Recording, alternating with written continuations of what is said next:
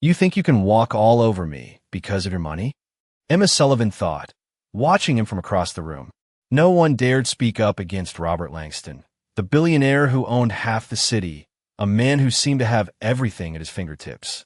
The staff at La Belle Epoque, Manhattan's most prestigious restaurant, had learned the hard way to avoid him. He was demanding, rude, and had a reputation for belittling anyone who didn't meet his standards. But Emma wasn't like the others. She wasn't intimidated by his money, his power, or his icy demeanor. She wasn't even afraid of losing her job. She had a different kind of strength, the strength of someone who had worked hard all her life to get to this point. Tonight, she was determined not to let anyone, not even Robert Langston, push her around. "Table for one?" she asked, her voice steady as she approached him.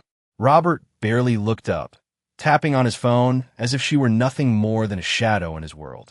"Just bring me the usual," he muttered without even glancing at her.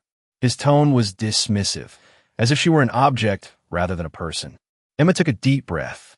She wasn't going to let him get away with treating her like this. She knew her job was to serve, but that didn't mean she had to tolerate disrespect. She had been through too much to let someone like him crush her spirit. "I'm afraid your usual isn't on the menu tonight, Mr. Langston," she said, keeping her voice calm but firm. Robert's eyes flicked up to meet hers for the first time, a smirk playing at the corner of his lips. "What? You're going to lecture me on the menu now?" His voice dripped with sarcasm. The other servers in the restaurant had long learned to keep their heads down when he was around, but not Emma. She wasn't afraid to stand her ground. "I'm just letting you know," she said, "that we're introducing a new special tonight. I think you'll find it quite to your taste." Robert stared at her, his smirk fading as he tried to size her up. She wasn't like the others.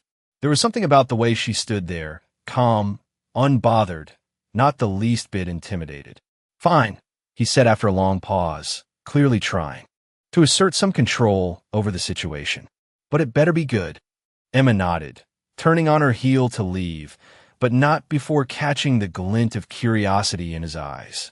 He wasn't used to people speaking to him like that. In fact, he was used to people folding under the weight of his presence. But Emma didn't fold. She stood tall, knowing that sometimes the best way to deal with people like Robert Langston was to meet them with the same level of respect they refused to offer you. She headed to the kitchen, but in the back of her mind, she knew something had shifted. The storm was coming, and this time, Robert Langston wouldn't be the one in control.